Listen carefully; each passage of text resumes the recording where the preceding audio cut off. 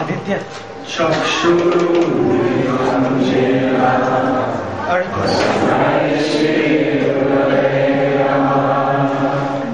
Sri Chaitanya Manobhishtam Sthapitam Yena Bhutale Swayam Rupa Ramayam Dadati Swapadantikam Vandeham Sri Guru Sri Uttaram Sri Guru Vaishnavamscha Sri Rupam Sagrajatam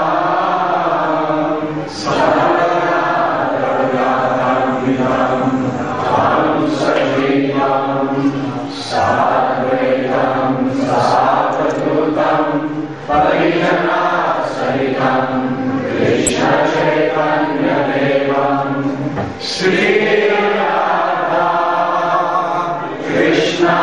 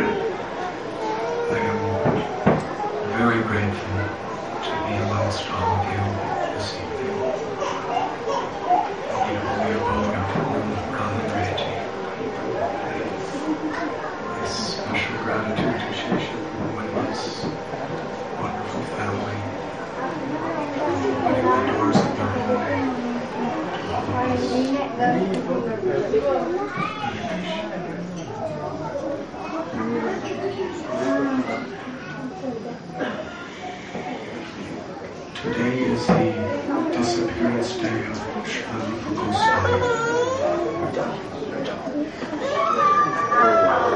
Lakshmi Narasimha Prabhu and Shesha Prabhu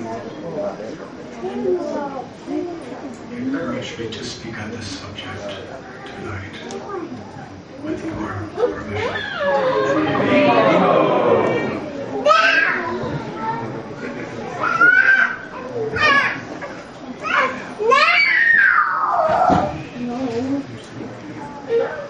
Where to begin and where to end is a great question. But I'll begin somewhere. The blessings of Dinabandhu Prabhu, the illustrious Brajavasi, who is amongst us.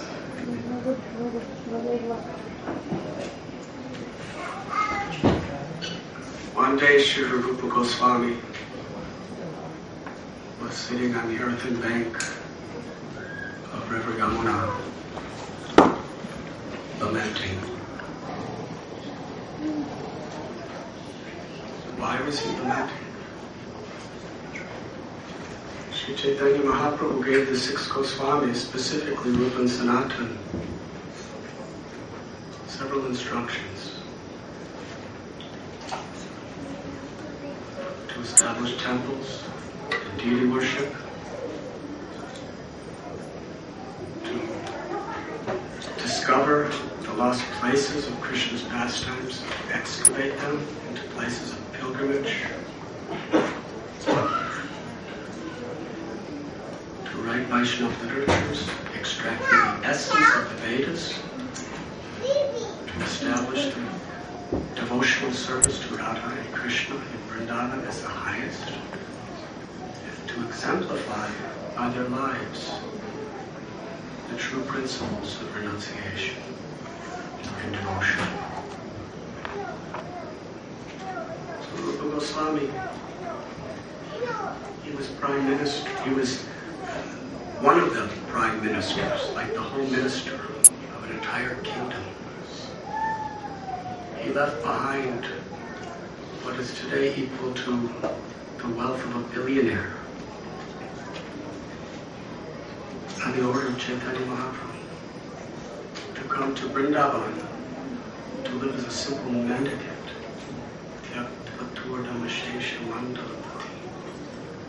He left the arena of royalty to be sleeping under trees and begging for some very simple food.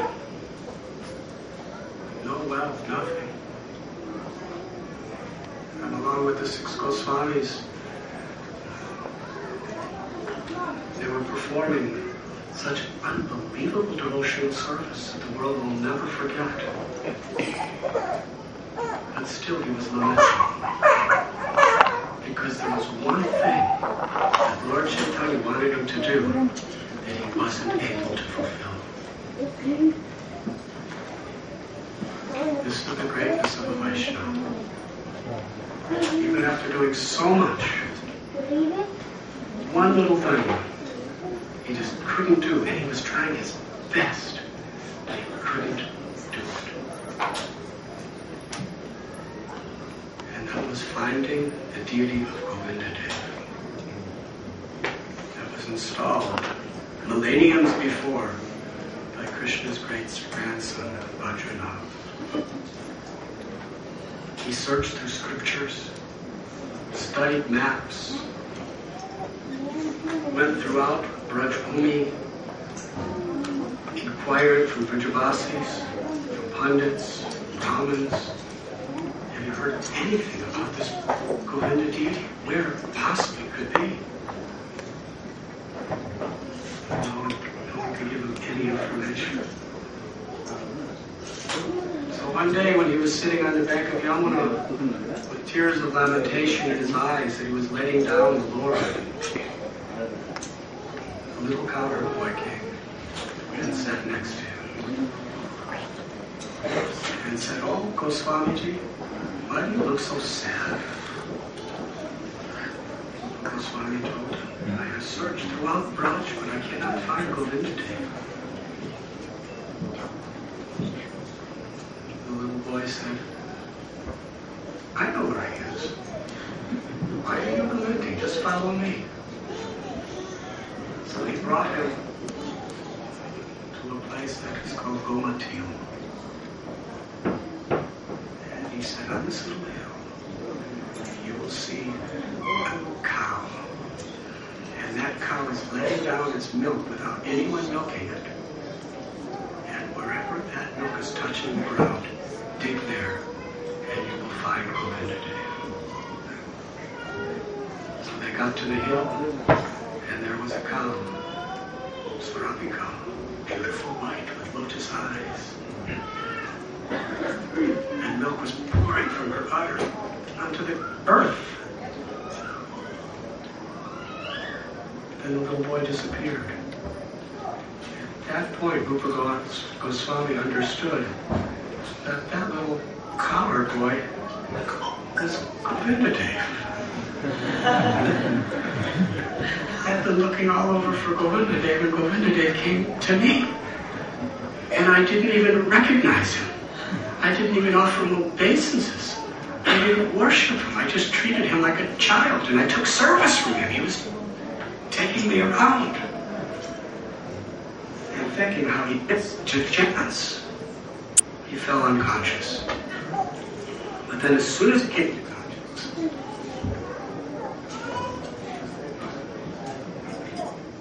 this lamentation is interfering with my service. I must do it.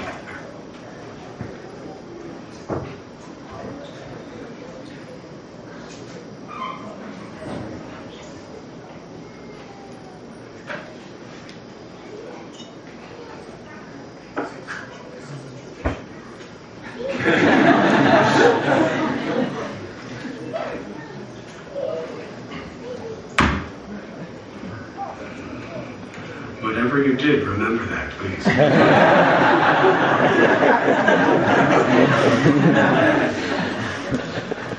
I'm sure nobody knows what they did.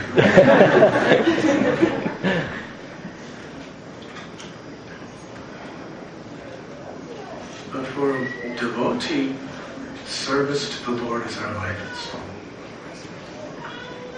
And whether lamentation or whatever, nothing should interfere with our devotional service.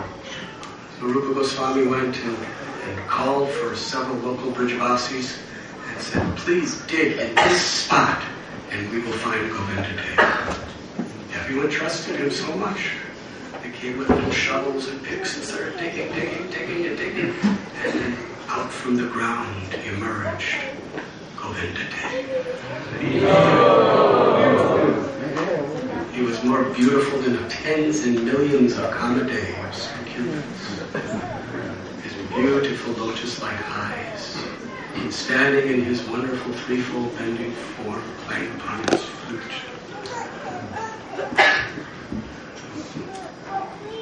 When they saw that, they were all struck with wonder. And as soon as Govinda Dev was taken out from the ground, the devotees showered flowers and kettle drums were playing from the higher worlds to celebrate the reappearance of Radha Govinda. So Rupa Goswami was very happy. And he sent a message to Lord Chaitanya to tell him the good news. But in those days, sending messages was not like today. Today you have email. Within seconds, it's in Jagannath Puri. And a few years ago, there was telephone. You can call. Lord Chaitanya, I found Govinda Dev.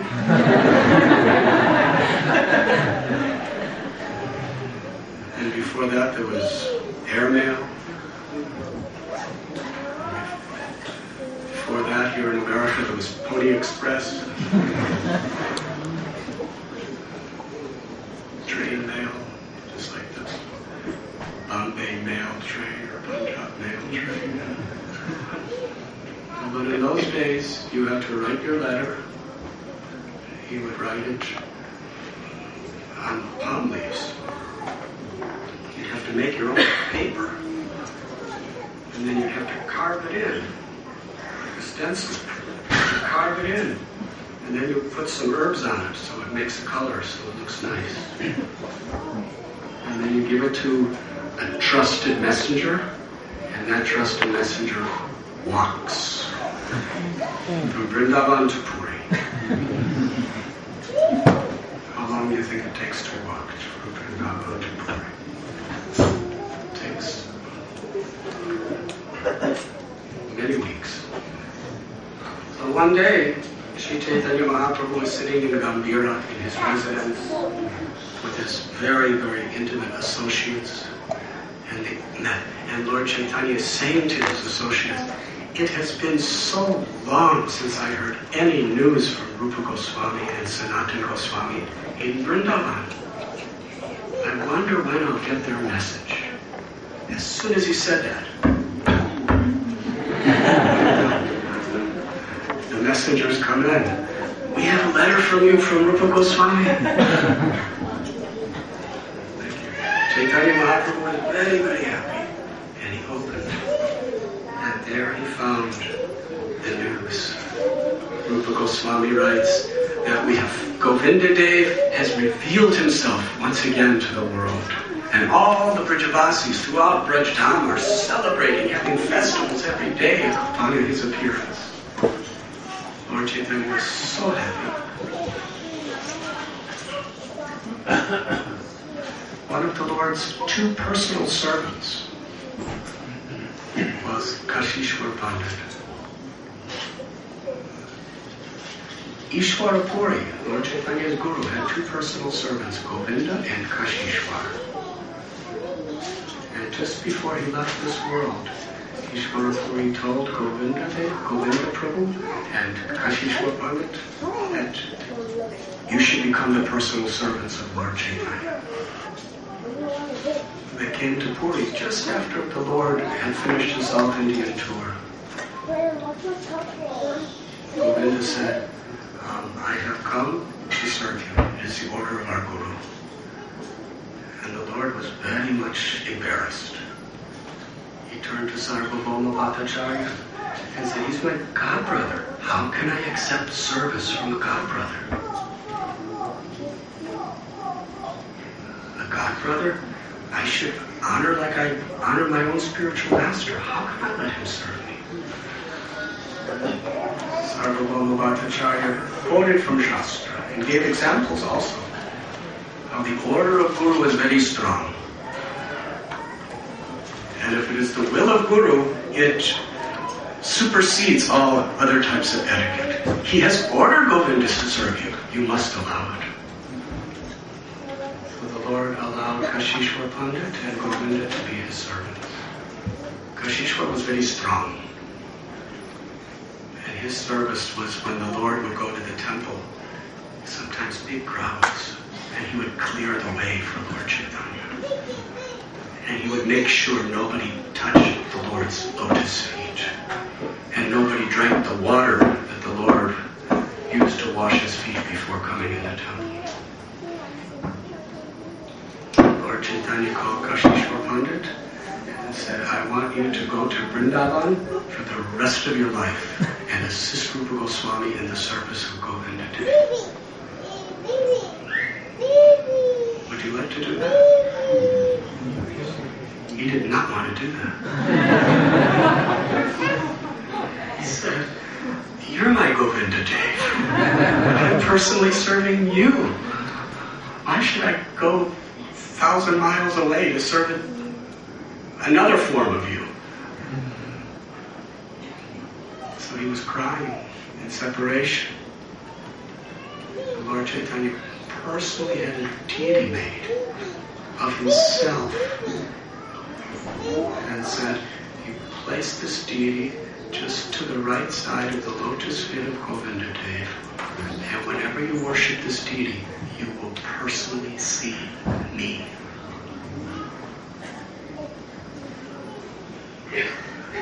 For those of you who have gone to Jaipur, that deity is still there. It's actually a deity of Krishna playing flute. But he's a deity of but Lord Chaitanya was manifesting personally in that deity. His name is Gaur Govinda. And every time Kashishwar Pandit worshipped Gaur Govinda, Chaitanya Mahaprabhu was personally giving him darshan and reciprocating with him to satisfy his devotees' desires. This was just one small example of the relationship between Rupa Goswami and Lord Chaitanya. Yes, Rupa Goswami in Vrindavan, he revealed the highest teachings of the essence of all spiritual knowledge.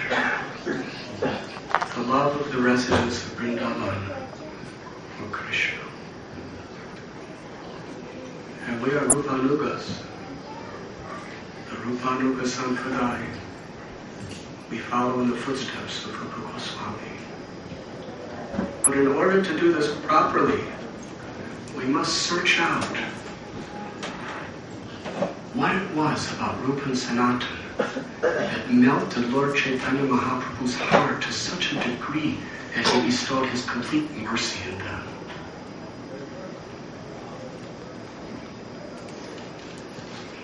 Rupa and Sanatan, with their younger brother,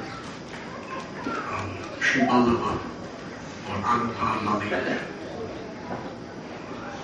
they were the son of Kumardev, who was a Saraswat Brahmin, whose native place was Karnataka. It's a wonderful story how they ultimately came to East Bengal. Have any of you ever been to Jessore in Bangladesh?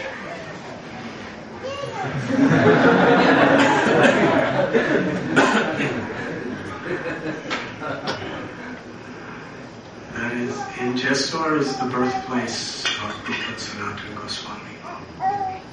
And actually,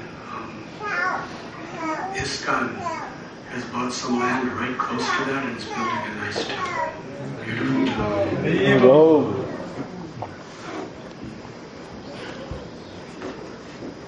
So they were very, very great devotees of Krishna from their birth. But because they were so intelligent and so loved by everyone, the Mughal king, Nawab Hussain Shah, he felt that I need someone who the Hindus will respect and honor in order for me to control them properly, without just destroying them. So he pressurized Rupa and Sanatan to take the positions of his Prime Minister and Home Minister, knowing that if they didn't, he would cause great havoc to the Hindu and Vaishnava community. Now, while they were doing that, they were just so gentle, so kind, and so perfectly expert in everything they did.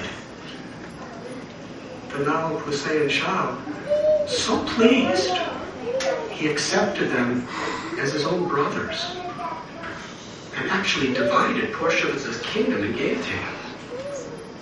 Built them beautiful mansions, wonderful, wonderful, spacious properties. Awarded them tremendous amount of wealth, prestige, power, everything everyone wants in this material world. How many of you have been to Ramakeli?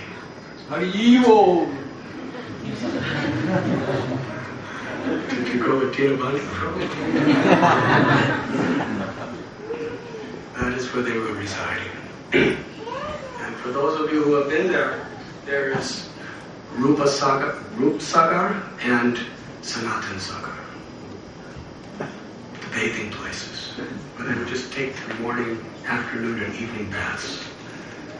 There are lakes. Probably 10,000 people could bathe in Rupa Goswami's lake at a time. Yes? And it was just for him. And they also had a garden called Kadamba Kanana, where it was a replica of Vrindavan.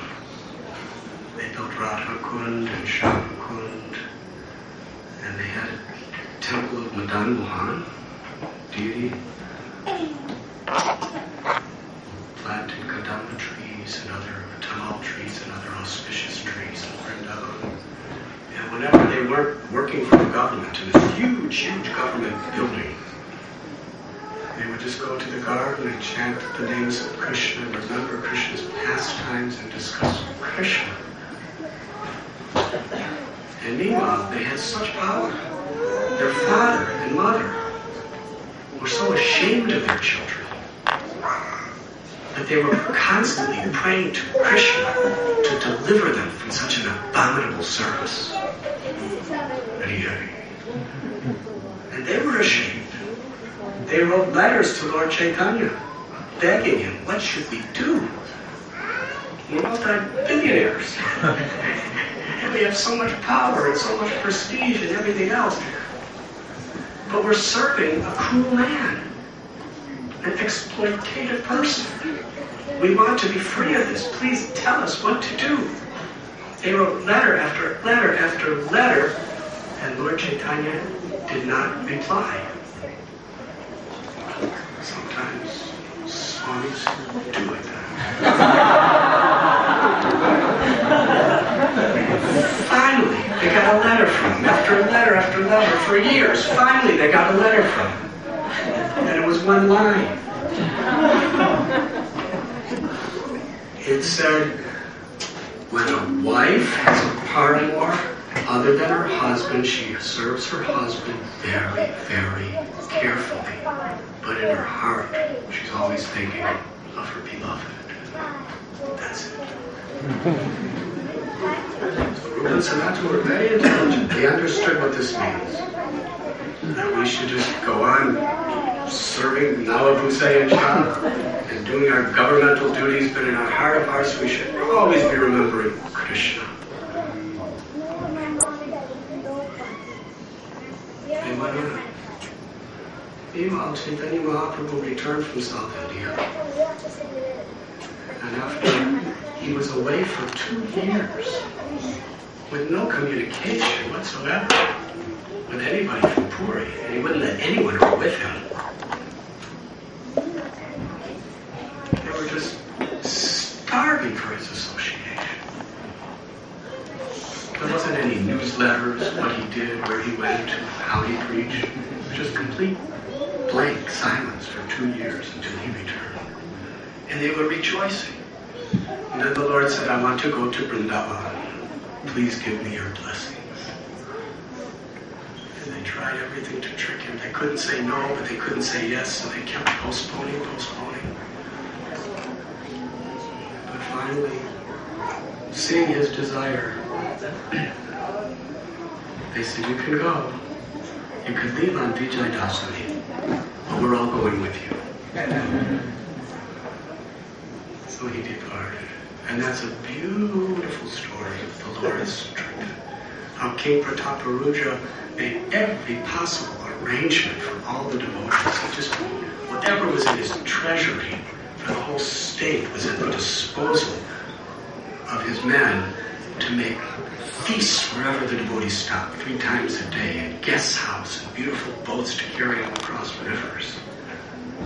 And wherever Lord Chaitanya bathed, he had excavated a shrine and said, I want to bathe there and I want to die there.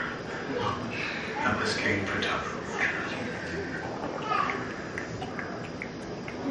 And they came to Bengal, and the Lord went to the house of Vidyavachaspati. And hundreds of thousands of people came. And he came to the house of Madhavadas in Gulia. And that's where hundreds and hundreds, millions of people came to see him. And all those who had offended him and offended his devotees, who came and begged forgiveness, he gave them all. Not only forgiveness, but he gave them Krishna prema. When he left Gulia, people were so enthusiastic to see him. He was in front of the house, and he just told everyone, chant Hari Hari. People were trying to cross the river to go see him. People who didn't know how to swim were so enthusiastic, they forgot that they didn't know how to swim and swam across the Ganges.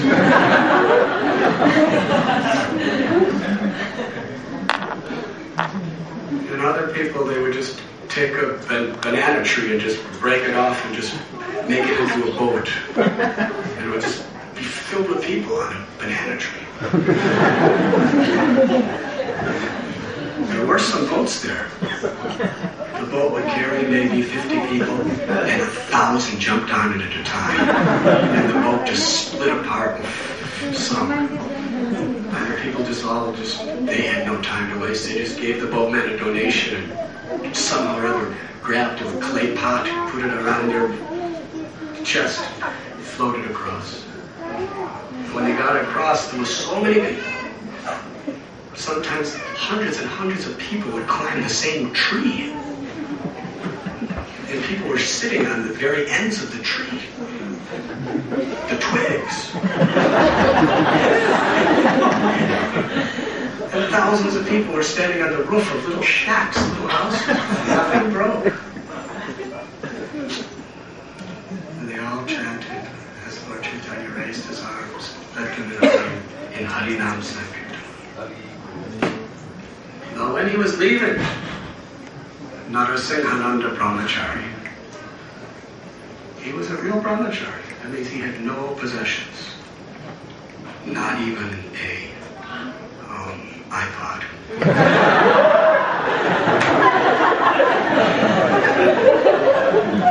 Standard brahmachari.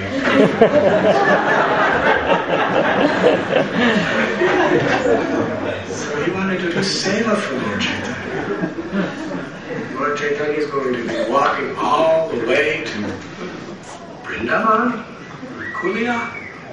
I will make a beautiful road for him. So he sat down and he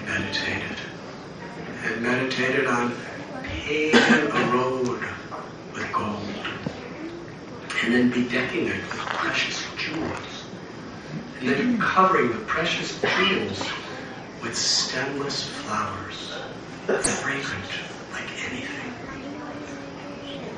So in a way, very, very sweet and comfortable to the Lord's lotus feet.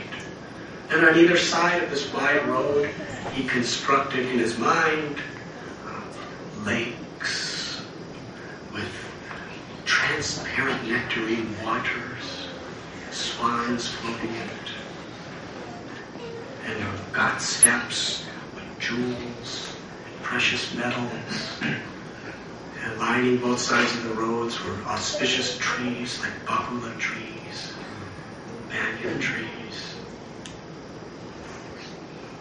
And auspicious birds were singing everywhere. When Sri Chaitanya Mahaprabhu was walking along this just earthen path through agricultural fields and jungles, he was seeing what Narasinghananda Brahmachari was creating in his mind. And here Srila Prabhupada explains how this was possible. Because Krishna is bhavagrahi. That means he doesn't accept necessarily the thing that is worshipped. He accepts the purpose, the intent of the heart in which something is offered. Srila Prabhupada stresses what pleases Krishna is our service attitude. And because Narasinghananda had nothing materially, in his mind he created this beautiful road. And Lord Chaitanya was so blissfully walking down that road. Millions of people. It's transcendental excavation.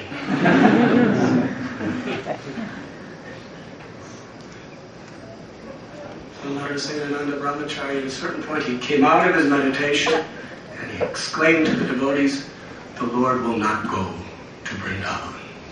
He will go as far as Kanai-Natashala and then he will turn back. Because he couldn't meditate on building that road beyond Kanai-Natashala. So he realized the Lord will come back. So Lord Chaitanya, he took a route that was way, way out of his way from Vrindavan and arrived in Ramkeli. By that time, there was millions of people doing kirtan with him. And it just so happened that the Nawab Hussain Shah was there at the time. He outlawed any public performance of Hindu rites. He hated Hindus. If anyone performed any expression of their devotion in public, he would have them beaten, sometimes plunder all their property, sometimes imprison them, or even kill them. He was cruel, hard-hearted. And everyone knew that. here comes Lord Chaitanya, loudly chanting and dancing right near his front door. And the Nalo heard some rumors what's happening out there. So he sent one of his assistants, go see what it is. And the assistant came back and said, it's unexplainable. I can't explain it. He said, no, you must explain it.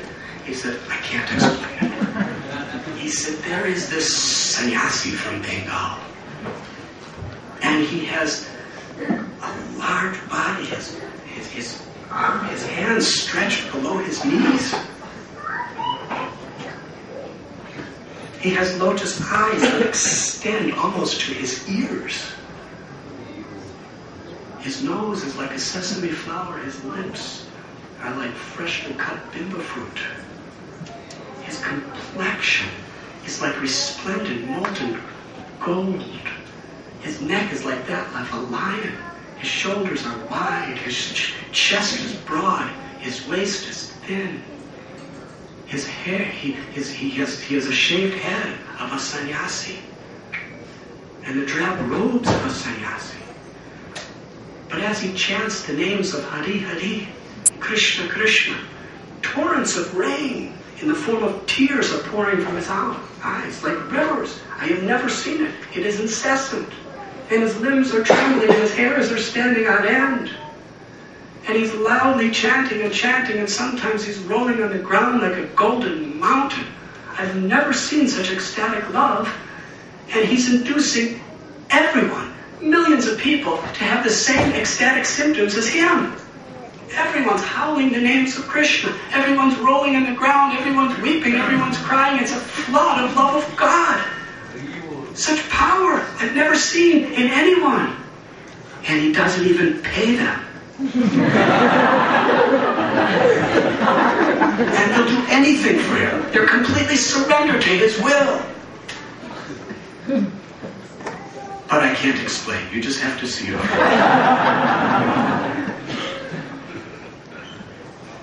Then now his heart completely changed just by hearing about Lord Chaitanya. And he called for Keshava Chatri, who was one of his ministers.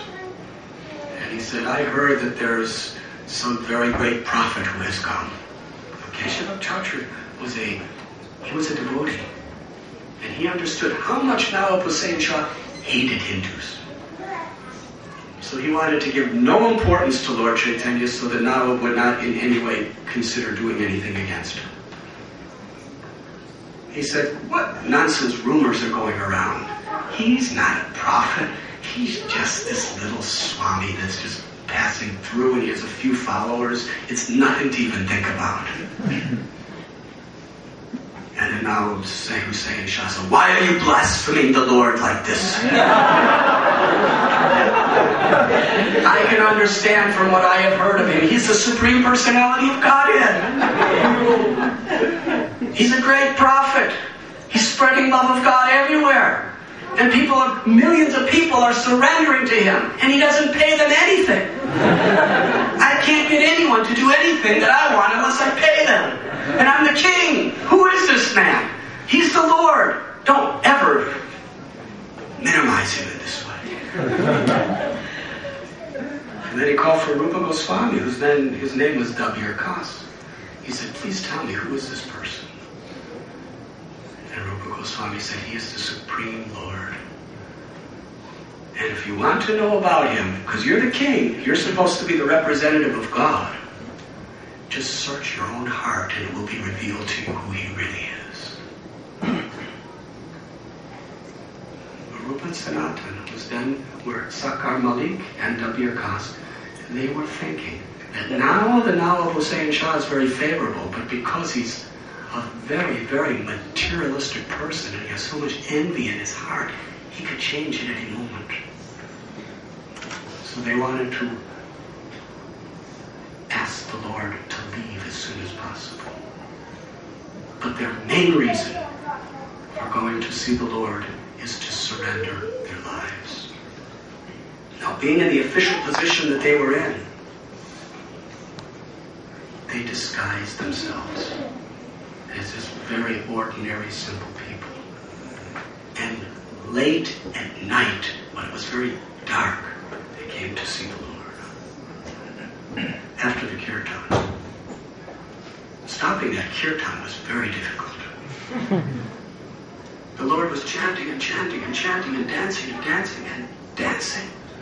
And meanwhile, devotees were trying to pass him a message that it's very dangerous. This is the Nawab Hussain Shah's place. He's nearby. Stop the kirtan. And devotees sent messages. And they went to them, and the messengers were just standing next to Lord Chaitanya for hours and hours and hours and days. And Lord Chaitanya, not even for a moment, was his attention away from the holy name. He was so absorbed. So finally they had to go. So they told the devotees, please give him that message. But they couldn't get the message. That was his absorption in Harinam Sankirtan. And finally, Nityananda Prabhu somehow said, oh, my Lord, please, everybody's really, really tired. For our sake, stop this kirtan. And that was late at night. And we read in Sri Chaitanya Charitamrita how Dabir Kas and Sakar Malik with their younger brother, Anupam Malik, they all came secretly, incognito. They picked up bunches of straw and put it in their teeth. Now, today if you do that, people think you're some kind of a pagan or something. But in those days, to put straw between your teeth was a serious expression of totally humbling oneself before that person. Because straw is the lowest thing in the ground and everyone steps on it. Nobody thinks anything of it, and you're taking it and putting it in the highest place you can hold it. It's an expression of totally humbling yourself before someone. And then they put cloth around their necks, which express the same sentiment. Should I continue? Yeah. Okay, thank you. I don't want to torture you too much. And they came first before Lord Nityananda Prabhu and Haridas Thakur. What is Lord Nityananda Prabhu's position in our Sampradaya? He's the gateway to the mercy of Sri Chaitanya Mahaprabhu. Vrindavan Das Thakur, he received the blessings and the information to write Sri Chaitanya Bhagavat from Nityananda Prabhu. Krishnadas Kaviraj Goswami, he was ordered by Nityananda Prabhu to go to Vrindavan, to leave his home in Bengal. And Kaviraj Goswami says, by the mercy of Nityananda Prabhu, I have received the association and shelter of Rupa and Raghunath. But then Raghunath Das Goswami, he tried again and again to get the mercy of Lord Chaitanya. He was running away from home almost every day, and his fathers were dragging him back. They had 12 guards making sure he didn't escape. But then in Panihati, on Lord Nityananda Prabhu's instruction, he made that beautiful Chittadai Utsav, Chip Rice Festival. And he approached Nityananda Prabhu and said, without your mercy, no one can attain shelter of Lord Chaitanya. Lord Nityananda Prabhu placed his feet on Raghunath Das Goswami's head and had all the devotees bless him. And he said, soon you will escape from your material captivity and you will achieve the personal service of Lord Chaitanya under Swarup Damodar Goswami's care.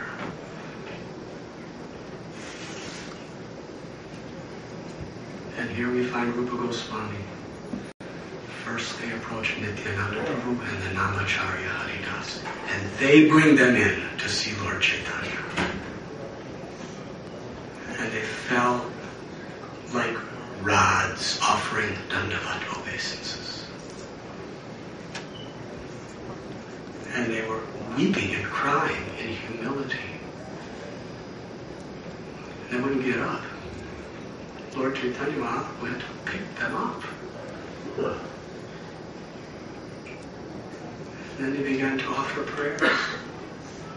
All glories to the Supreme Personality of Godhead who has appeared as Sri Chaitanya Mahaprabhu.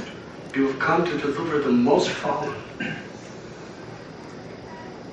We are the lowest. We are sinful. And we are simply associating with sinful people. There was no one of lower condition than us. You're the most fallen. You delivered Jagai and Madhai, but that was easy. They were Brahmins living in Navadvip. They just performed some sins. Your holy name easily delivered them.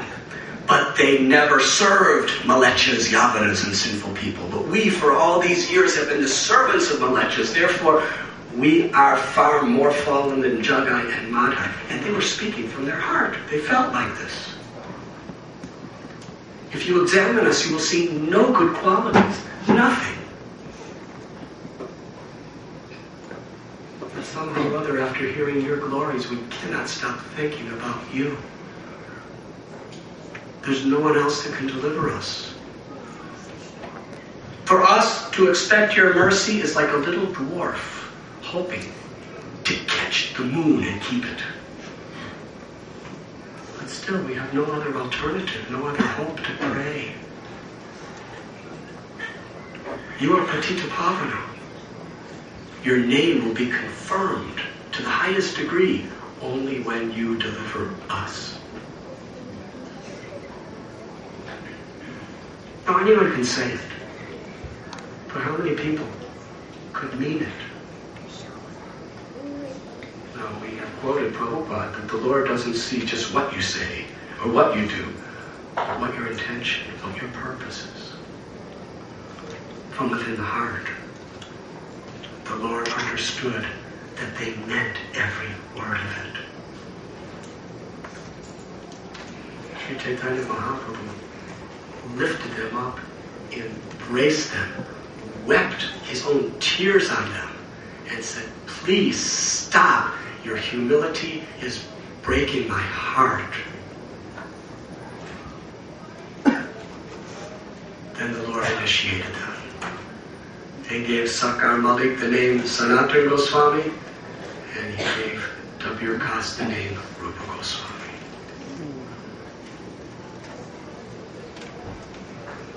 This is what it means to be a Rupa Nuka. Sri Chaitanya Mahaprabhu was so pleased with them that he impregnated within their hearts the ability to comprehend their teachings.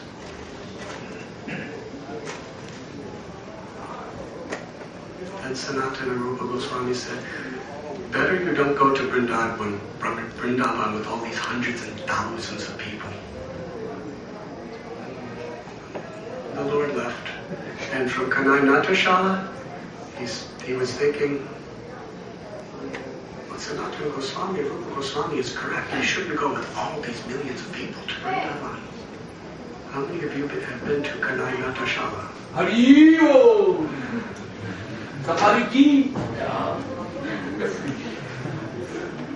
Not only have you been there, but you are there. Beautiful place. One of the most beautiful places in the cosmic manifestation.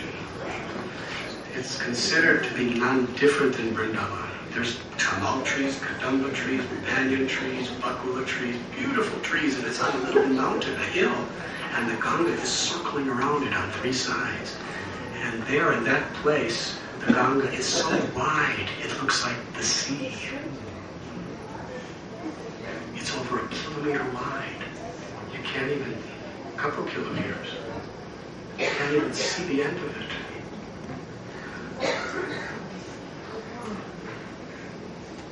But the problem is, don't go there at night because there's pirates that kill people there. We were told that. When you go to Kanai Natashala, make sure you get back to the place near Ramakeli before it gets dark, because there's deadly pirates that murder and plunder. Nobody goes out at night. And we just liked Kanai Natashala so much that it started getting dark. And we had a nice kirtan all the way back. We made it. There you go. It was an intense kirtan. There's nothing like danger to stimulate your enthusiasm to chant. We all have this experience.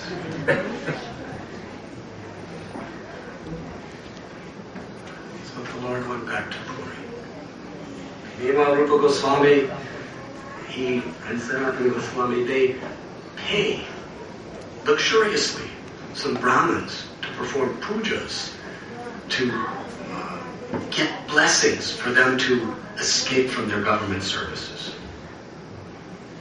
And then Rupa Goswami, he retires. Now Hussain Shah, it appears that he didn't mind Rupa Goswami leaving, but Sanatana Goswami, there was no way he was going to let him go. So Rupa Goswami took all his wealth, put it in 2 boats, and just gave half of his wealth to the Brahmins and Vaishnavas. Then he gave a quarter to his family members, and that quarter was a lot. And then he gave the other quarter for emergency situations, because he realized there may be some legal implications. And he gave 10,000 gold coins to help Sanatana Goswami escape. So Sanatana Goswami was put in prison because he was just home hearing Bhagavatam from devotees all day. And now Hussain Shah didn't like that. Rupa Goswami sent 2 messengers to Puri to ask when Lord Chaitanya is going to Vrindavan. And the messengers came back and said he already left. So Rupa Goswami and his younger brother Anupam, they traveled toward Vrindavan. And as Sri Chaitanya Mahaprabhu was returning from Vrindavan, he was in the Bindu Madhava temple at Prayag, confluence of the Yamuna, Ganga, and Saraswati. And he was having kirtans where hundreds and hundreds and thousands of people were coming to the banks of the Ganges. Have any of you been to Bindu Madhava temple in Prayag? It's a small temple. It used to be a huge temple, but it was torn down by some Mughals, and now there's a little one. There's a mosque in its place, actually. But there were hundreds and hundreds and thousands of people, and Kaviraj Goswami explains how in all history, although 3 rivers are converging in this place, it never flooded Prayag. But Sri Chaitanya Mahaprabhu's Nam Sankirtan flooded the entire Prayag with Krishna praying.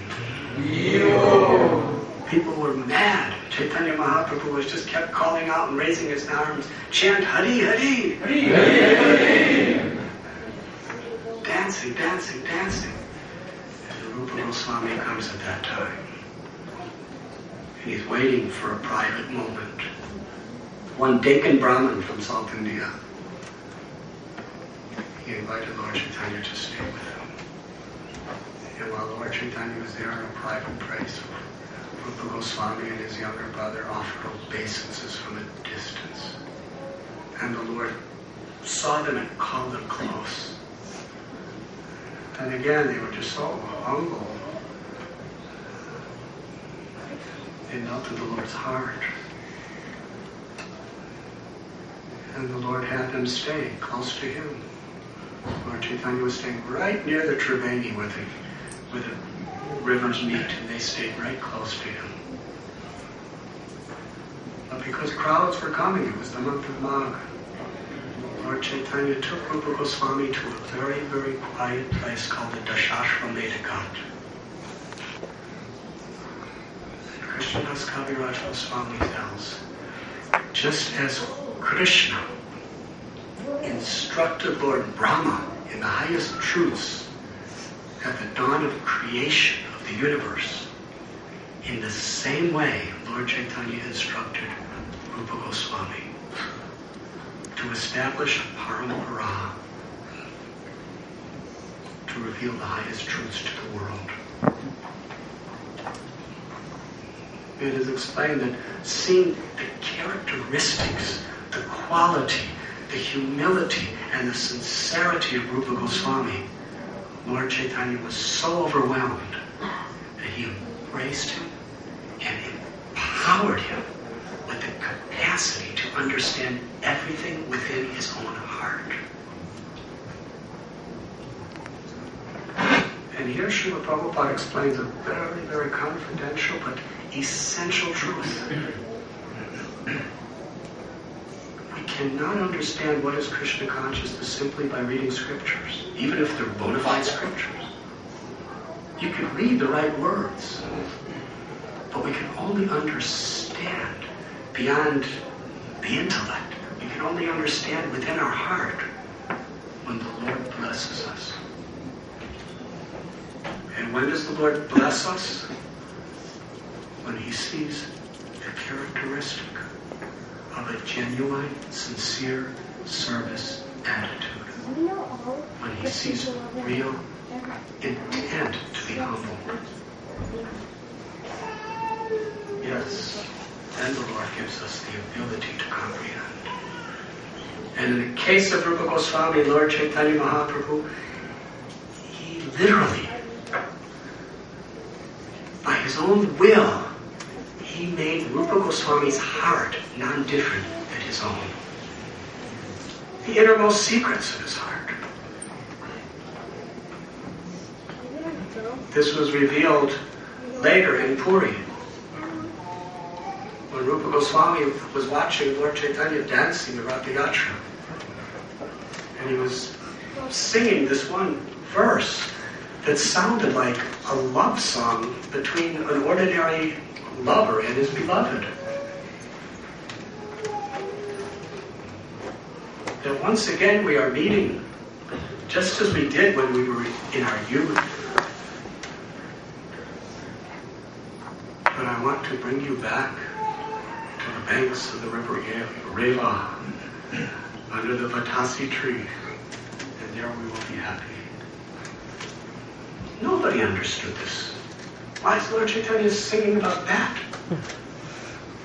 But Swarup Damodar Goswami, his heart was not different than the Lord's. He could understand, no one else. Now Rupa Goswami, after seeing this performance of Nam Sankirtan at the Rath Yatra, how many of you have been to Rath Yatra in Puri? Puri Dava ki jai. It's still there.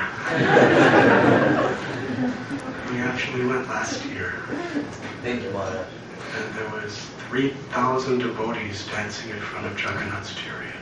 And there was Bhakti Charu Swami, Devamrita Swami, Indrajumana Swami, Chandramali Swami, Sachinandan Swami, Jananilas Prabhu, Pankajagari Prabhu.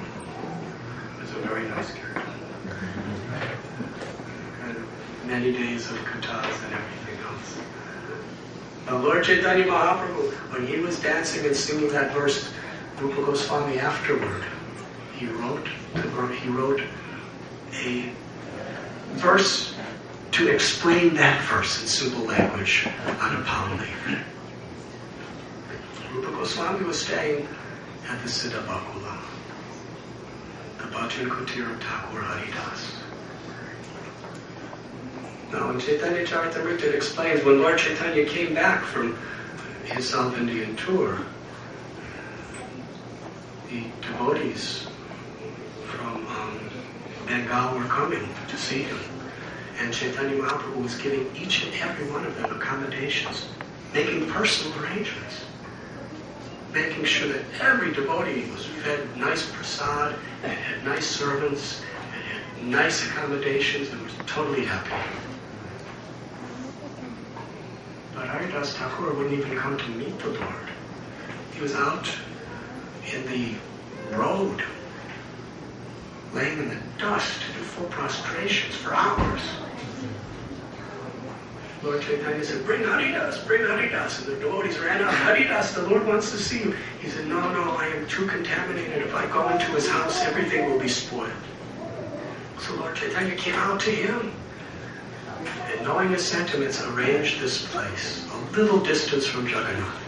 Knowing Haridas was too humble to go in the temple, he thought himself too fallen. But he could see the chakra.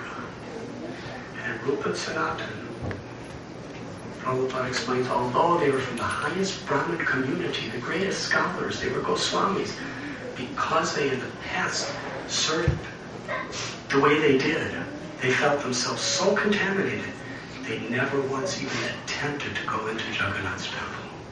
They preferred to stay with Haridas Thakur and chant Harinam. But Sri Chaitanya Mahaprabhu, who was Jagannath himself, every day would come out of the temple. Jagannath would come out of the temple. They were too humble to come in. And he would personally, after the Upala Bhog offering, spend hours, 2-3 hours a day talking to them. And he would bring them prasad with his own hands.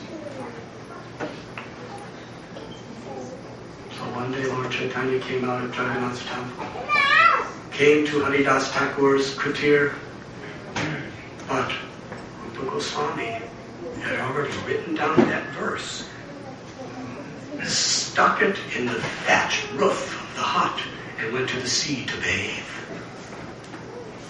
Chaitanya Mahaprabhu saw it stuck in the roof. Nobody was supposed to see it. He read it.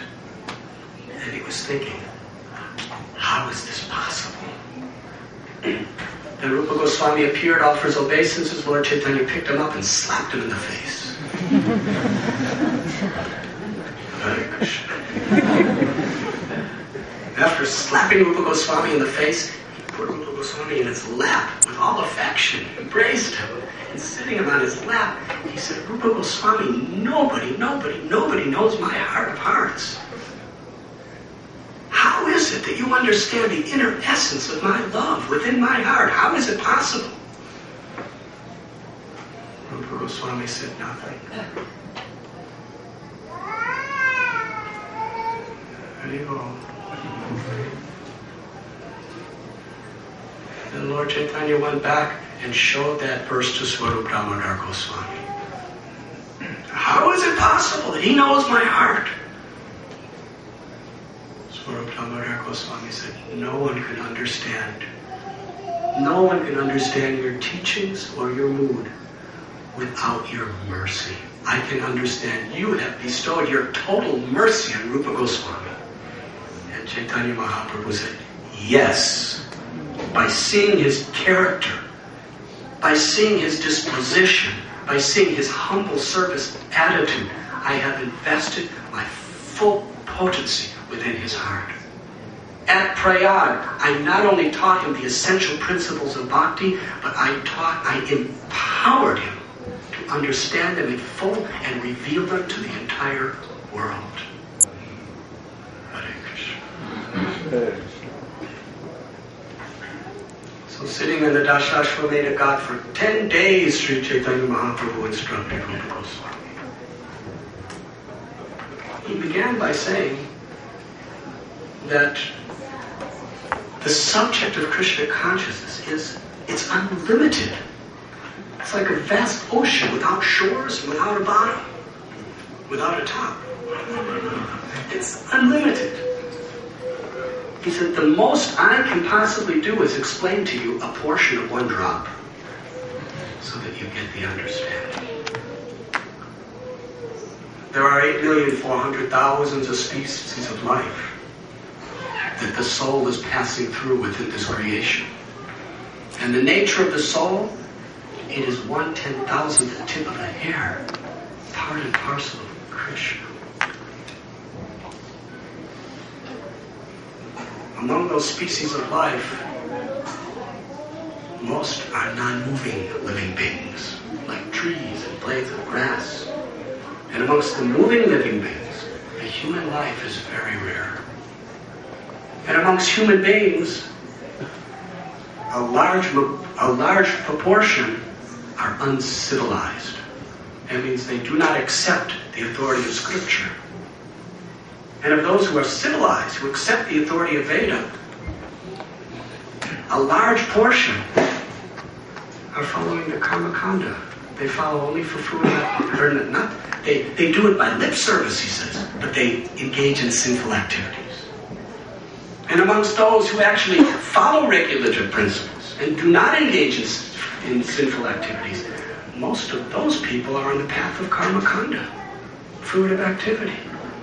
They just want better sense gratification and elevation to higher planets for material enjoyment.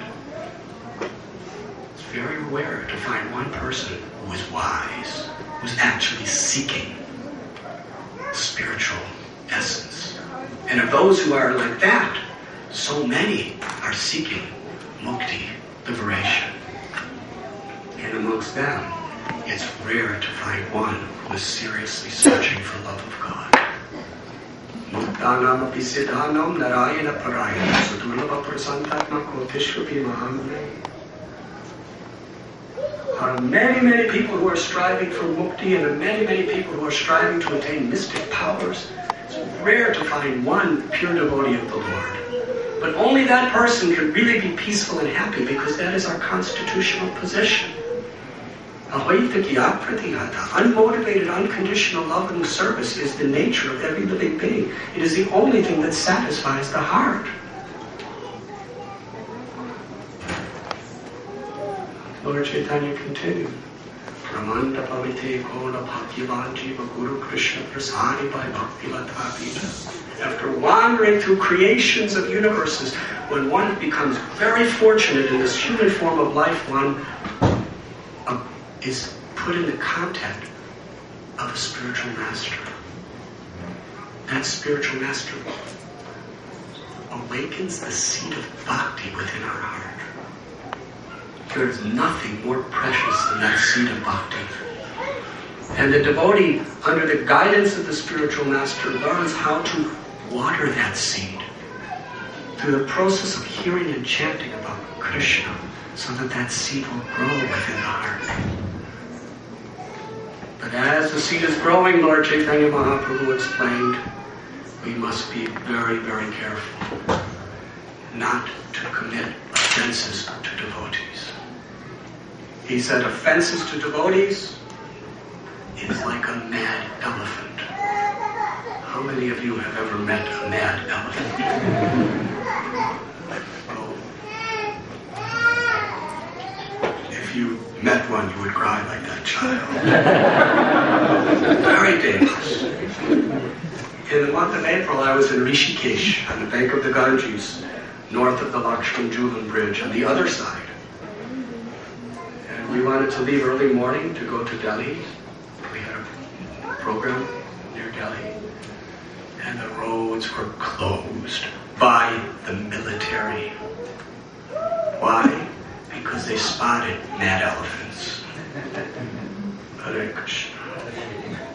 This is not 500 years ago. This is April of 2007. They're the most dangerous animals. They don't close the roads when they see leopards or tigers or cobras. But mad elephants, even if you're coming in a truck or a car, they can block the road and just knock your car open and stomp on it and kill everyone out. Hare Krishna. Mad elephants go to a village, they can just level the entire village. They're devastating. Now here we have this little garden in our heart with this little creeper that's like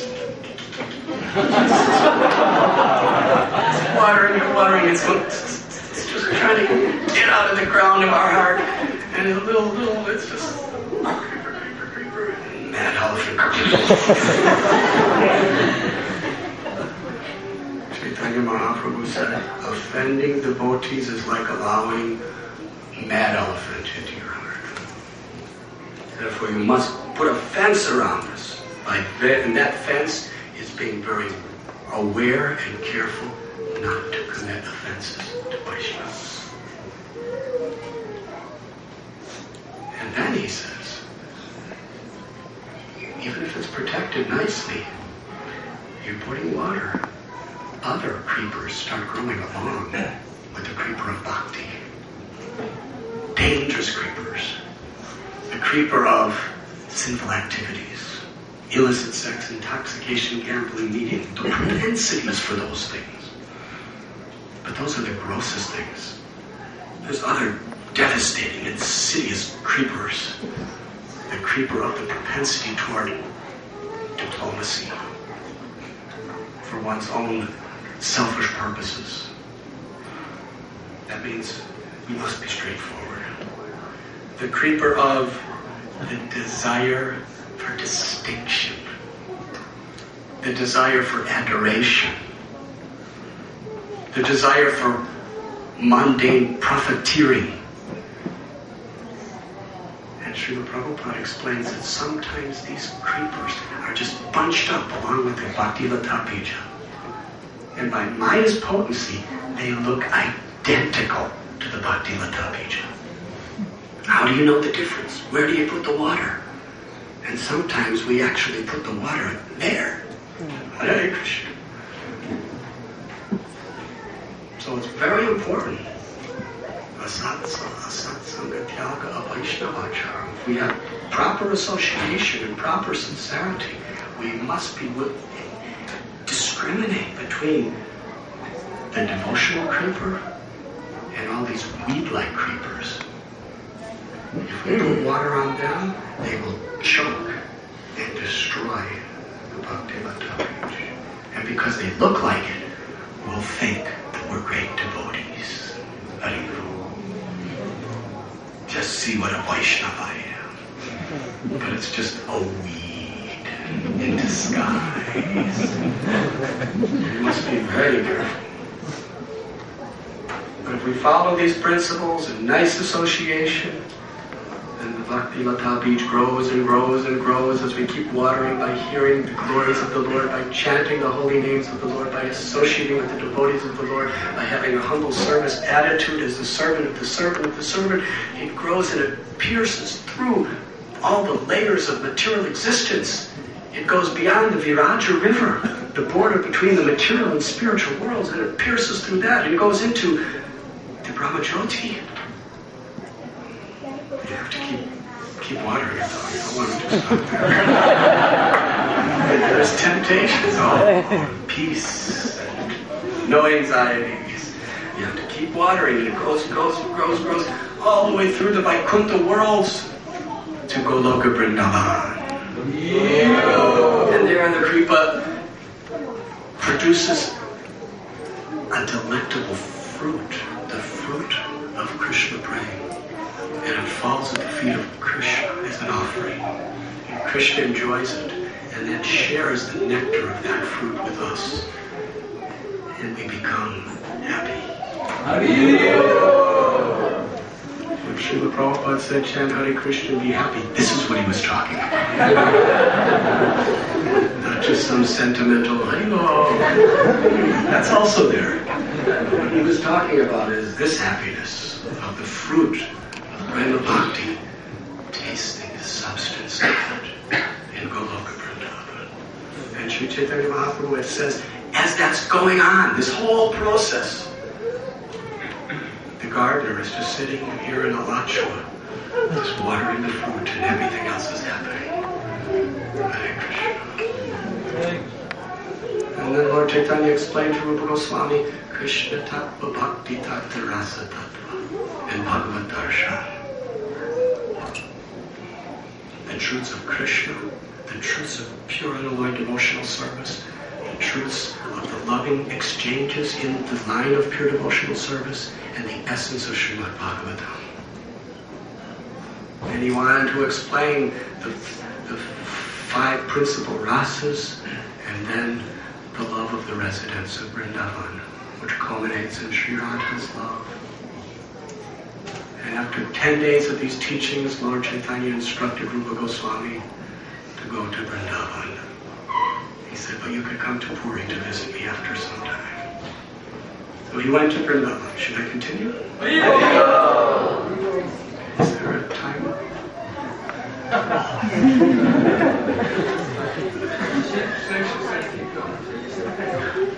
I I am H.H Prabhu's obedient servant. So he went, Rupa Goswami, can you imagine the separation he was feeling by Lord Chaitanya? As Lord Chaitanya was going east, he was going west. Hare Krishna.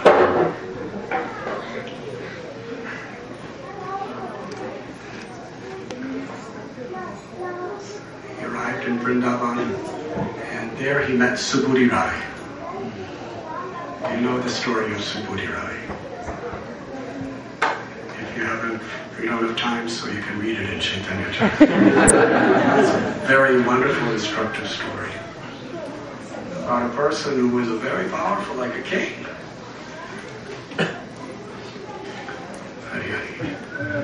But somehow or other, he once punished his servant and it left some little scars on his body. He did it out of fatherly affection, because obviously the servant needed something like that.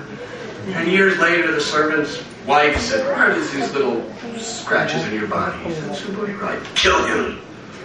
He said, "He treated me like a father. Kill him." "I can't kill him." "Then take away his caste. That's worse than death." And he won't. So he sprinkled some Malecho, drunk water on it. He asked the Brahmin, "How could I become a Hindu again?" And the person said, "Drink boiling ghee, and you will die and become a Hindu, because ghee will purify you." Then he went to Lord Chaitanya and said, "Don't drink ghee, just chant Hare Krishna. Go to Vrindavan, serve Vaishnavas, and you'll go back to Godhead. Forget all this Hindu stuff, you'll go back to Godhead." So he did that. And he went and he was serving all Vaishnavas, and he took Rupa Goswami on a whole tour of all the 12 forests of Vrindavan. And then Rupa Goswami was going to Puri, and meanwhile Sanatana Goswami, by Rupa Goswami's help, escaped from prison. He was a prisoner. This is an amazing story. He's multi-billionaire, willing to give up everything for the Lord. And what does the Lord do in return? He lets him be put in prison.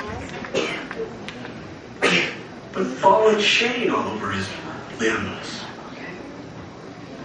That prison cell is still there in Ramakeli for those who want to meditate on this pastime. And then after he's escaping, he was a refugee. People were trying to kill him. He was going through dangerous forests. Hare Krishna. And he met Lord Chaitanya in Varanasi. And Lord Chaitanya instructed him for 2 months in the science of bhakti. So as Rupa and Sanatana was coming to Vrindavan, Rupa was going to Puri, and they took different roads and missed each other. When Rupa Goswami came to Puri, he spent about 9 months with Lord Chaitanya. And during that time, beautiful things happened. But one special, there was a meeting where Sri Chaitanya Mahaprabhu brought his most confidential associate, Sarvabhauma Bhattacharya, Ramananda Rai, Swarup Damodar Goswami, Nityananda Prabhu, Haridas Thakur. And he asked Rupa Goswami to recite the poems that he wrote in his literatures, Pitat Kamatva Lalita. He said, "Please, recite the verse about your Ishtadev." Rupa Goswami said, no, I cannot. He was ashamed. Lord Chaitanya had to force him to do it. And then he said how beautiful his Ishtadev. He glorified Lord Chaitanya as Krishna, who has come to bestow the greatest benediction upon all. And Lord Chaitanya held his ears and said, "Wow, what have you done?" He said, "This literature of yours is it's like a pot of nectar, and you have put this verse, which is like a poison alkali in it." And Ramananda Rai said, "No, my Lord. His literature is like sweet rice, and this verse is like a pinch of camphor." But after hearing and being tested by Ramananda Rai, Swarup Damodar, all the devotees were just overwhelmed. There is no possible way anyone could write with such realization and such beauty a unless Chaitanya Mahaprabhu is personally living in his heart.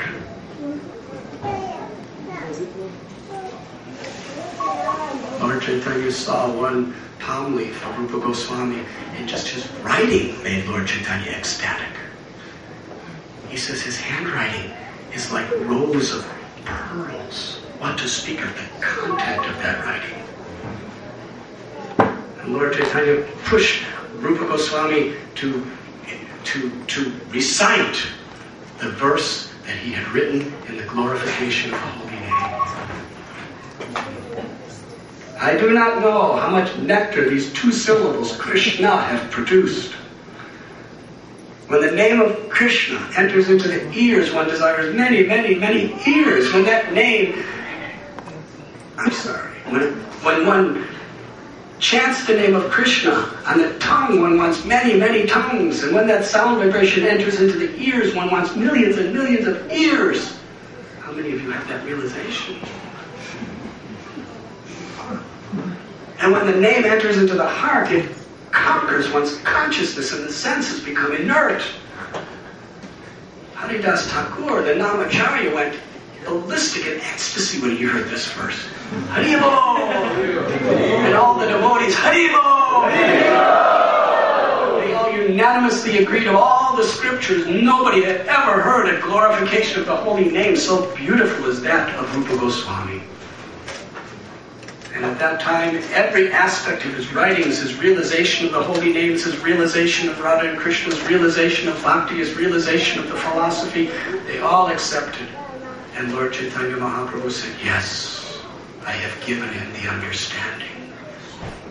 Everyone, please bless him, that he can disseminate this knowledge and spread it throughout the world. And it was at that time that Rupa Goswami became the Acharya of our Sampradaya. He was confirmed and authorized.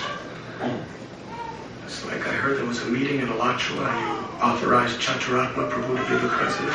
All right. I congratulate Chaturatma Prabhu and all the residents of New Ramanreti and everyone else. And I pray for his survival also.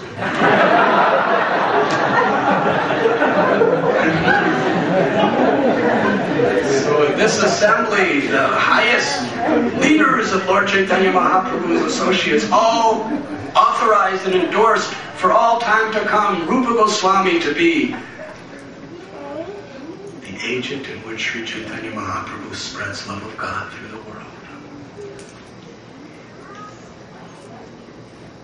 He went after receiving, and all the devotees loved Rupa Goswami. It's not that Rupa Goswami was saying, now I'm the Acharya. He was so humble. He was falling at the feet of every devotee every time he saw them, and begging for their mercy, and begging for them to instruct them. And all the devotees, they just loved Rupa Goswami so dearly. They just embraced him, and they blessed him, and they prayed for him.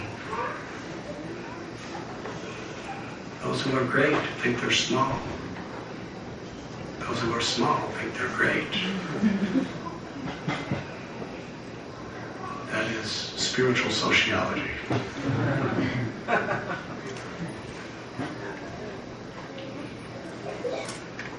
So Sri Rupa Goswami went to Vrindavan and joined up with Sri. When he went to Vrindavan, Sanatana Goswami went on another road to Puri, and they missed each other again. Ultimately, they met in Vrindavan. And soon after, Raghunath Das Goswami came. Gopal Bhatta Goswami came from Sri Rangam in South India. Raghunath Bhatta Goswami came from Varanasi. And then Jiva Goswami came from Bengal. And in this way, the 6 Goswamis were living. And whenever anyone came from Vrindavan, the devotees of Lord Chaitanya, the first thing they'd ask, please tell us about Rupa and Sanatana. Please tell us what the 6 Goswamis, where are they sleeping? What are they eating? What are they doing? And the people who would come from Vrindavan, they said, we cannot explain. It's impossible to describe the glories of their devotional service. Rupa Goswami, he left the most magnificent wealth. And they're sleeping under a tree one night. And then the next night they will sleep under another tree. And the next night a different tree on the hard, cold ground. They didn't have sleeping bags either. They just slept direct on the ground, under different trees. And Vrindavan is cold in the winter, and it's hot in the summer. And every now and then it's nice weather too. And what do they eat?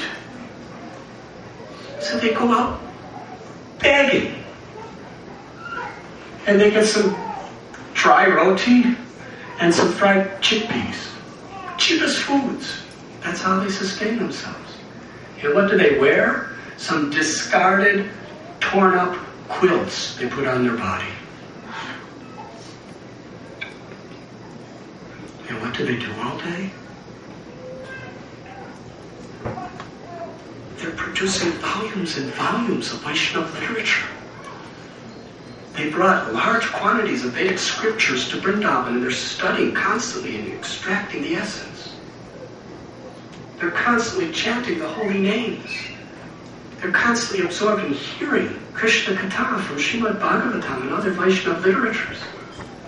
And they're always remembering Sri Chaitanya Mahaprabhu and discussing his mercy and his glories. And sometimes, as they're doing kirtan, they're dancing in ecstasy. This is the life of Rupa Goswami. And people would hear this, and they were amazed.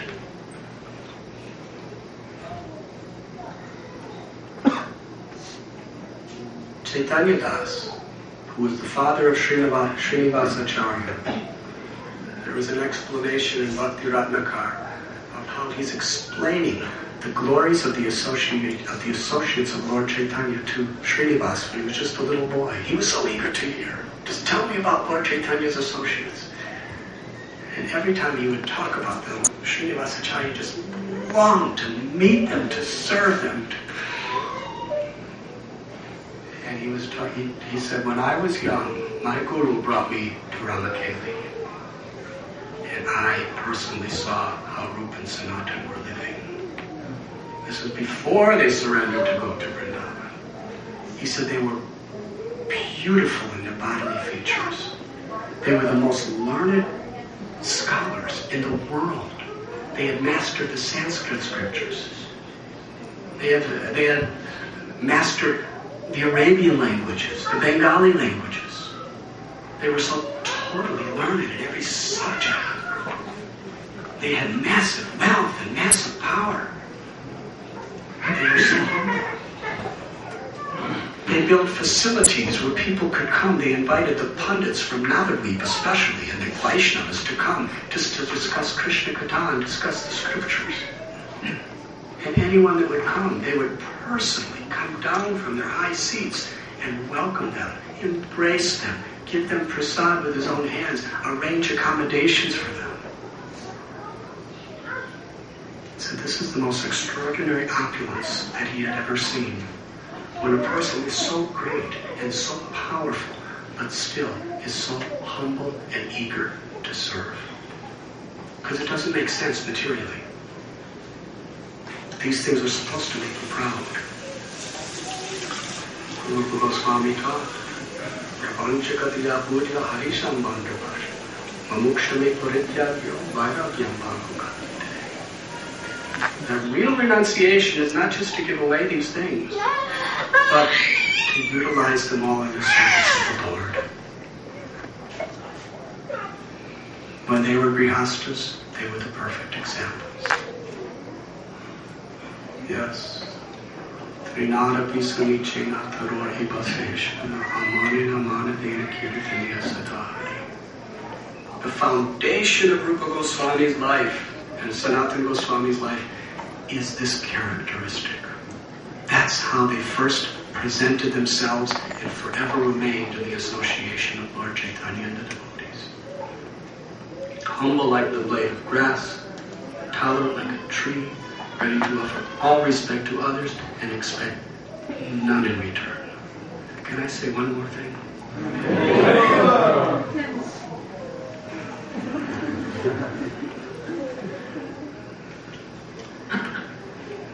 Just 4 days ago,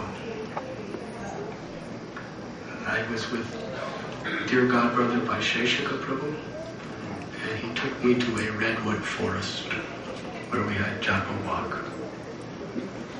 How many of you have been to redwood forest? Tina Bandha Prabhu with me.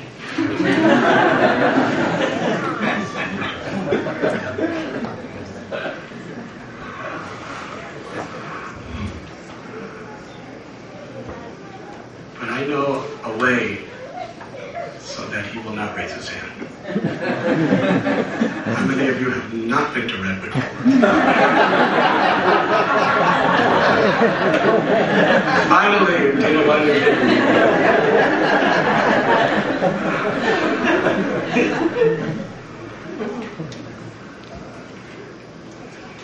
It's really a wonderful philosophy that's there in those redwood forests. I'll tell it another time. But I'll tell something now. I'll begin with a previous journey to a redwood forest with the Vaishnav youth buses headed by Manu Prabhu and H.H Radhanatha Swami.avi. Yes? How many were there? Dina Bandha wasn't there.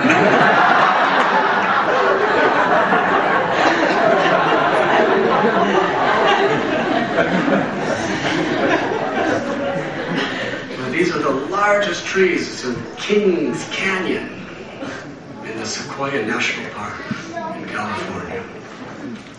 And we came to the third largest tree in the world.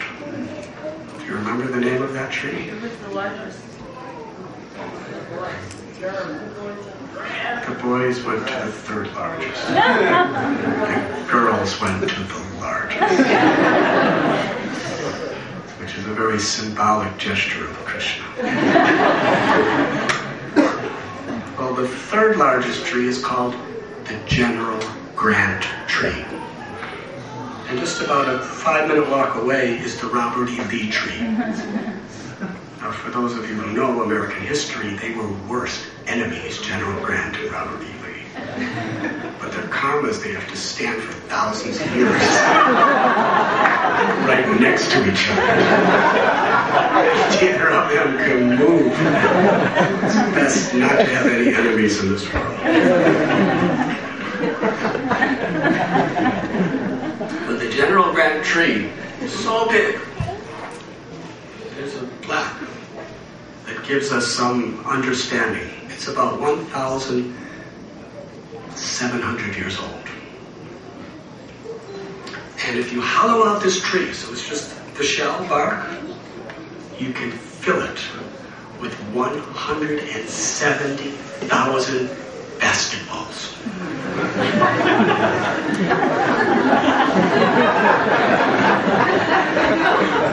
Or, if you're not into basketball, you can fill it with 32 million ping pong balls. If you're not into ping pong either, you like to just drive around in your car, if you filled it with gasoline and you put it on your tank, you could drive around the world 3.2 times and never have to stop for gas. It's a big tree.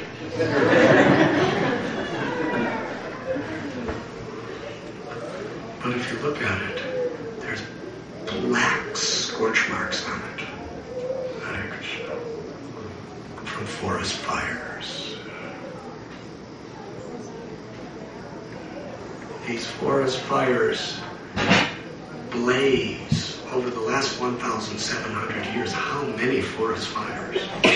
And in the olden days, there wasn't, airplanes throwing, extinguishing powders all over. It just burned and burned. And those trees, in order to grow higher and higher and higher and higher, they had to stand there and tolerate the blazing fire, sometimes for weeks and months, scorching them. But yet they keep growing. And on the top it's greener and greener and greener and higher and higher and wider and wider. When Lord Chaitanya says, Torori Vasihishvara, this is very much applicable to general grand tree. Why is it the third largest tree in the world? Why is it so powerful and so great? Because it tolerated the fire. Samsara Davanaliti the Loka. This material world is like a blazing fire.